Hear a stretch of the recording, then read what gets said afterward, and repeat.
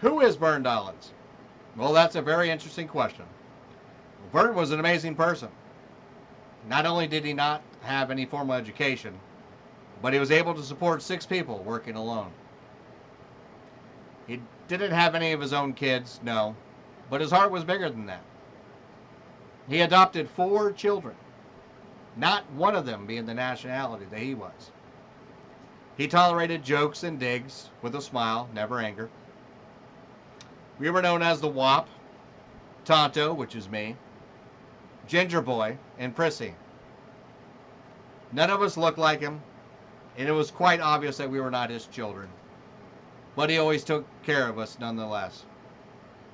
He also supported my mother, who stayed at home to take care of us. Vern was from Virginia, and was a hell of a man. He was a family man who quit school in the 6th grade to go to work with his aunt and uncle on their farm. His mother died when he was very young. And I'm not kidding when I say that his father was killed by a train.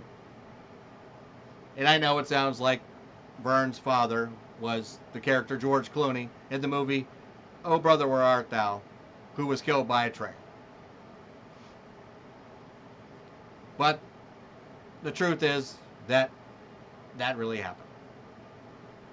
His family needed the money when Vern worked on the farm. And Vern never went back to school after that. He worked side by side with his uncle on the farm. Then he learned how to become a plumber in his late teens. He moved to Florida when his aunt and uncle passed away, and he never turned back. He met my mother, Janet Brockett, sometime in 1972. And it was love at first sight. My adoptive parents married sometime in 1973, and they wanted to try to have children right away. But it just wasn't in the cards. Vern was a very determined man, and he told my mother that there are many children out there in the world that need a good home. He suggested adoption, and my mother was happy and thrilled. 4 children later, we were a family. Vern was an awesome dad and my best friend. I worked with Vern in my teens, and he taught me so much about life. He taught me how to be a good father, a good husband, and a good man. Education was never an issue with Vern. He knew his skills, and he knew how to make money and be a good provider for his family. He was not much of a banker, so thank God, Mother knew how to take care of the money and to pay the bills.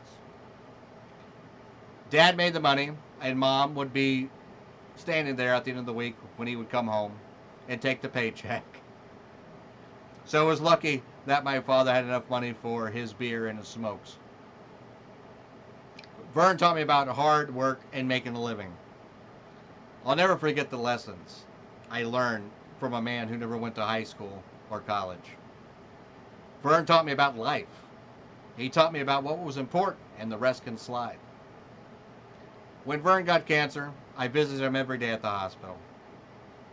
I was diligent about that visit.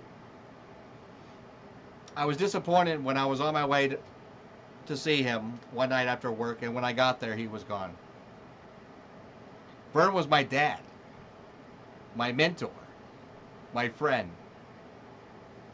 and I miss him every day. And if there is a heaven, he's there.